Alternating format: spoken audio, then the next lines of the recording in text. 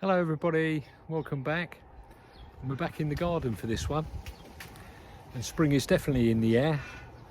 The early spring flowers are out in abundance.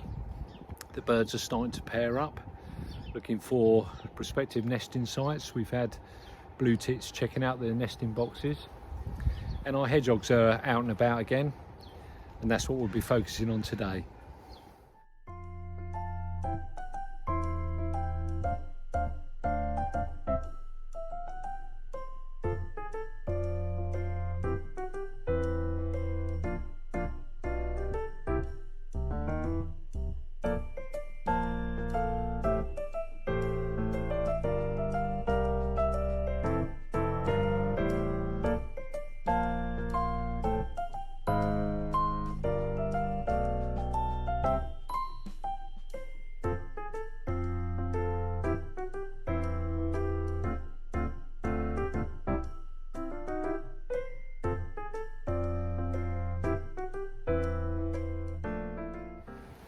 So yes, our adorable hedgehogs, been around for millions of years. The animal that we recognise today has been around for about 15 million years. But the hedgehog's in trouble in the UK. They've suffered a drastic decline in numbers. In the 1950s there was thought to be an estimated 30 million hedgehogs in the UK, and that estimation today is less than 1 million. So it's a sad state of affairs for our hedgehogs, and they're now listed as vulnerable to extinction, which would be a tragic loss. There's a number of reasons why, not one reason in particular, but I think it's a accumulation of things. They've suffered more in the urban areas where they've lost their habitat, lost their hedge margins, and in turn they lose their food source. But mostly it's really due to habitat fragmentation, where large areas of habitat are cut down into much smaller areas because of building, agriculture and roads, and these smaller areas they can't sustain a population for very long. Because one of the things that the hedgehog needs to do is to be able to roam, and they can roam up to a mile each night. But in suburban areas, there is a report that's just come out from the People's Trust of Endangered Species and the British Hedgehog Preservation Society, and the suburban population seems to be stabilising, and in a lot of areas it seems to be increasing, and that's down to a lot of what we do in the garden.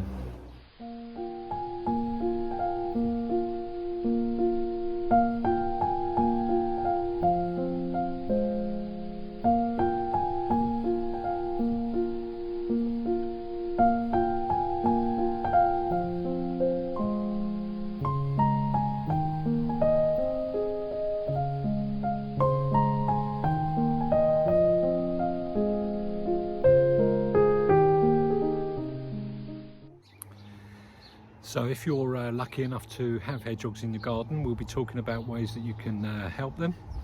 And if you haven't got any hedgehogs in your garden and you'd like to see some, then we can give you some tips on ways to attract them. So once the hedgehog emerges from hibernation, it's all systems go. First thing they want to be doing is feeding to build up their fat that they've lost during hibernation, and then it's all go to find a mate. And in order for them to do that, they need to be able to roam. And a problem we've had with gardens is that they're too enclosed. So the best thing for you to do is to build or make a gap in any fences or walls, even, where the hedgehog can roam from garden to garden. As I mentioned, they can roam for up to a mile each night, and they need to do that to be able to find a mate and to be able to find food. So making a small hole in a fence or wall about 13 centimetres, it's about CD case size, will allow the hedgehog to roam better, and we're calling them hedgehog highways.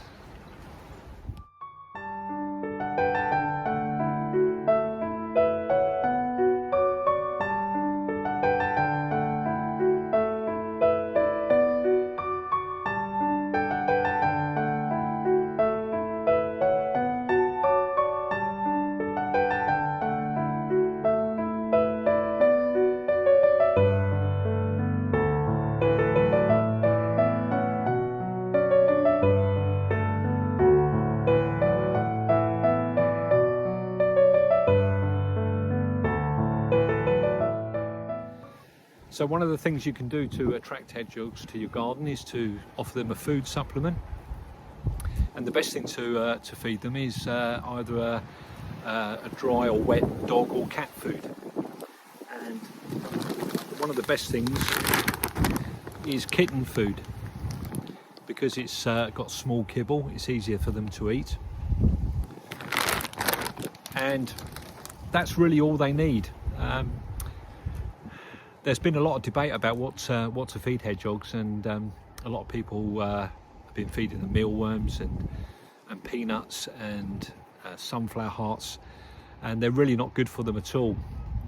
Mealworms especially can give them metabolic bone disease, which is a crippling disease and most often fatal to them. Hedgehogs see mealworms as a treat, as children do chocolate, and they will just eat the mealworms and nothing else. But it really has no goodness value for them. The calcium to phosphorus ratio is very bad, so it's best to avoid any treats at all, really. Absolutely no bread or milk, because they're lactose intolerant. So really, to be on the safe side, it's just wet or dry. Dry is probably better because it doesn't attract flies so much. Dog and cat food. And what we do is we have it's just a simple storage box with a hole cut in the end, with some reinforced tape around the edges if there's any sharp edges, just lined with paper and a shallow dish. And we just fill that up and we pop the lid back on, so it's all enclosed, it doesn't get wet. And then we put that down, and there is one problem that you might get, is that the cats will try and get in and eat all the food. Well, you can put a brick inside the door, which will kind of deter them a bit. But I've built something that I put round the box, and I'll show you that now. So all I've done really is I've built a simple frame just around the box on all sides, and with a thicker block at the entrance hole end, with a little kind of roof on the top. And so basically it just slots in to the frame, and then you can push it up a bit just to stop the gap a bit more, and the cats find it hard to get in and turn and get in the hole. And then just put a couple of heavy bricks on the top, and that kind of stops them moving it a bit. As I say, you can just push it up and down a little bit just to smallen the gap for them to get through, really. And then the other thing is just to offer them a small shallow dish of water. As long as they've got water and food, they'll be happy.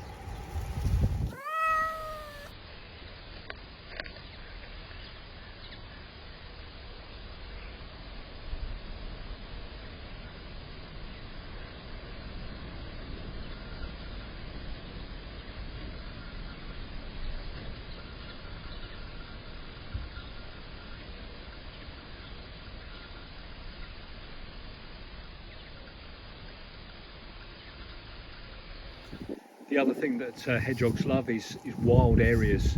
The tidier your garden is, the less likely that hedgehogs are going to visit. So a messy, kind of wild area is a lot better for hedgehogs. It doesn't have to be a huge area. As you can see, I've got quite a large lawn area. But this end of the garden is a lot wilder, and there's a big log pile in the corner there, which will attract a lot of insects and invertebrates, which the hedgehogs will tend to feed on.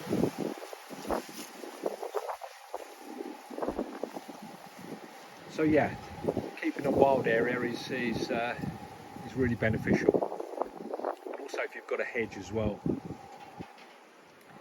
Hedgehogs love to move along hedge margins, they feel a lot safer.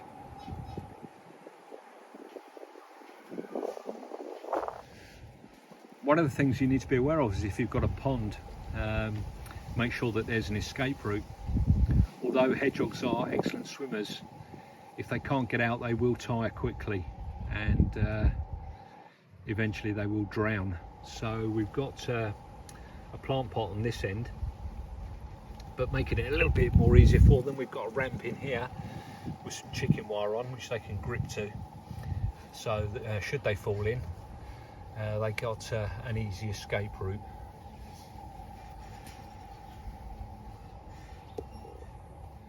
The other thing you can do is offer them a house for them to nest in or sleep in. A simple wooden house with a waterproof roof, such as this one, and just make sure it's got a section in there which will make it a bit more predator proof, stop predators getting at the hedgehogs, and try and make sure that the roof is fixed.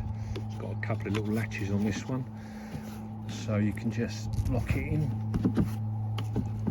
I do put a couple of stones on top as well, just to be on the safe side, and then tuck it away somewhere fairly secretive, ideally on a slab if you can,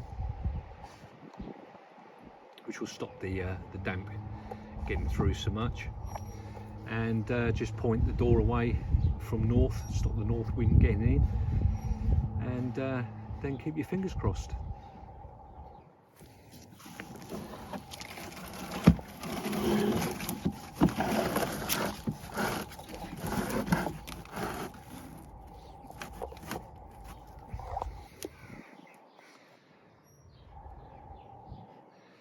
You can put a little bit of straw in just to get them started, but not don't worry too much about putting too much in. They'll bring plenty of their own bedding in. Straw is generally better than hay. Hay tends to absorb the moisture more, and it goes mouldy really quickly, whereas straw will repel the water a bit.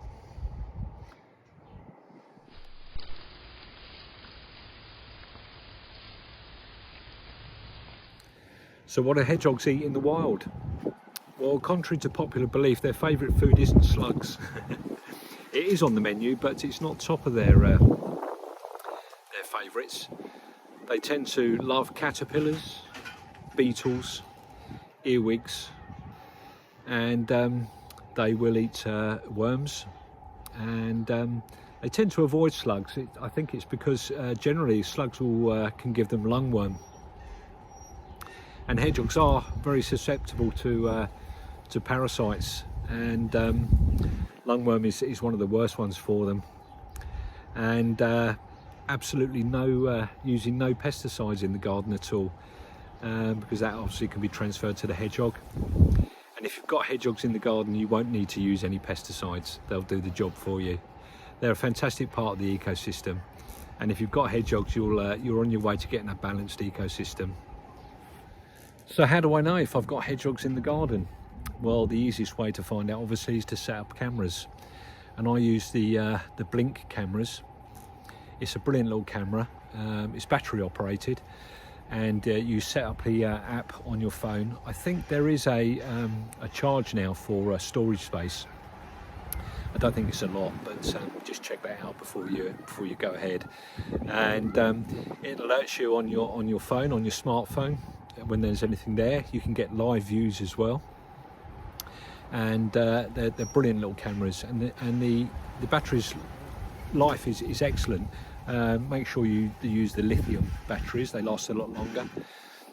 And yeah, otherwise look out for obviously the drop-ins, which are between 3 and 5 centimeters long. They're normally jet black and shiny with the evidence of their eating the beetles. Yeah, or otherwise, if you hear any muffling sounds in the night or grunting, that would be the hedgehog's courtship sounds, and that's a sure way of knowing that you've got hedgehogs in your garden.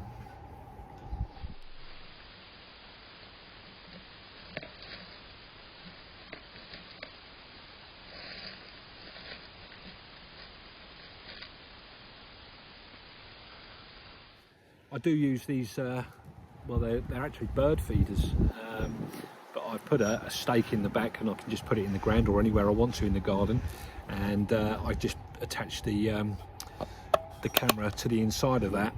The blinks are waterproof, but it just stops the rain getting on it and on the lens and fogging it up a bit, and it gives it a little bit more protection, that's all. We were talking about parasites, we mentioned that earlier, and one of the things that hedgehogs are susceptible to is fleas and ticks. The fleas generally aren't too much of a problem for the hedgehog, and they are hedgehog specific, so they won't go on you and they won't live on your pets either. But unless they've got a heavy burden of fleas, it's not a problem to them. Ticks can be a bit more of a problem to them. 1 or 2 or 3 ticks isn't going to bother the hedgehog too much, but they can get overburdened with ticks, and if they do, it can cause them some problems. So if you do find a hedgehog with a heavy tick burden, it's probably best to try and catch him, put him in a high-sided box and get him to a rescue where they can safely get the ticks removed. It's best not to try and do it yourself. You're only going to stress the hedgehog out even more, and that's never a good idea. So our hedgehogs are obviously nocturnal, and if you do see one in the daytime, it's normally not a good sign, unless they're a nursing mother who will leave the nest occasionally during the daytime for a break or some food. As long as they're moving with purpose, it's best just to leave them be. If they're wobbling, not moving with any purpose, hedgehogs don't sunbathe, so if it's very still, then again, best to try and get it in a box, in a high-sided box, with a warm water bottle covered in a blanket or a towel or something, just to give it some warmth, and try and get it to a rescue as soon as you can. Again, it's best not to try and keep the hedgehog yourself. It only adds to the stress of the hedgehog, which can increase the parasite burden that it might have, and just make the hedgehog poorly. They go downhill really quickly if they're stressed. So yeah, there is an organisation online called Hedgehog Street, which you can register to, and you can register that you've got hedgehogs, and you can become a hedgehog champion. There's loads of information on there, loads of downloadable information, and there's also lists of rescues, I do believe, in your local area. So I'll put a link to that in the description. It's really useful. So hedgehogs can have 2 litters a year. They'll have one in the springtime, and or born in the summertime, early summer, and they can also have a late litter in the autumn, which is generally a bit precarious for the little hoglets, because if they don't put on enough weight before the cold weather, they generally don't survive. So if they're anything under 500 grams before hibernation, it's generally a bit precarious for them. So if you do see one out in the late autumn, early winter, which is very small, again, if you can get it and get it to a rescue, they can generally overwinter them without any problems really. They can get them to put on weight, and generally then let them hibernate for release again in the spring. But the mating season is you'll know if you've got hedgehogs if you hear the grunting sounds. That'll be the male circling the hedgehog, the female hedgehog, and there'll be lots of grunting and snuffling noises, and it can sometimes go on all night. They play pretty hard to get, the females, and it's something to do with whether the male's got enough stamina or not. Eventually they tend to just get bored and then clear off. But the ones that stay, and they're normally the lucky ones. So yeah, if you hear those sounds, that's a good sure sign.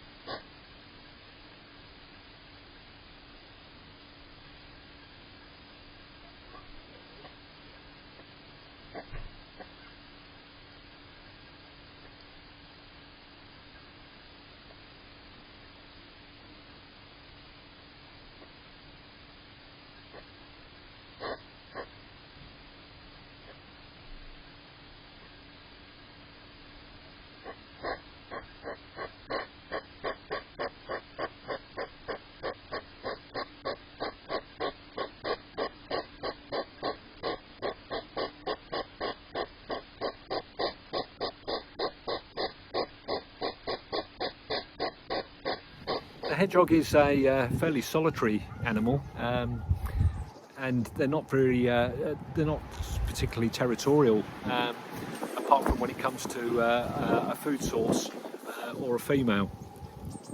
And the males will fight, and sometimes quite viciously, but generally what they do is they just bolt each other and bowl each other over. But occasionally it will resort to biting,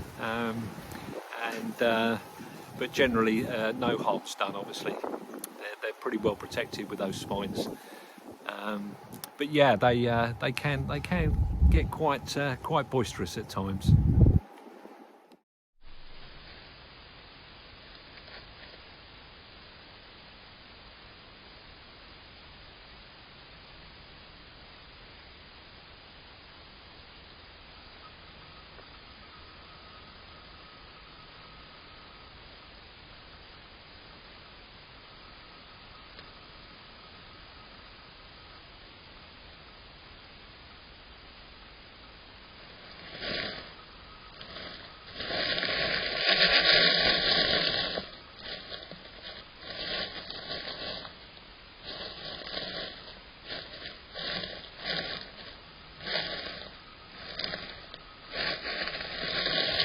So there we are, and I meant to apologise about if the sound was bad. We've got a pretty stiff breeze going on here, and I've had some problems with sound recently, so I hope you've been able to hear me okay. But I hope that was useful to you, and good luck with the hedgehogs. They're adorable animals, and if you're lucky enough to got them, it's fantastic. We've got 2 currently coming at the moment. We had 4 last year, so hopefully that will increase. But if you've got any questions, please leave them in the comments. I'll always get back to you. And good luck. And yeah, I hope to see you all again soon. Thanks again.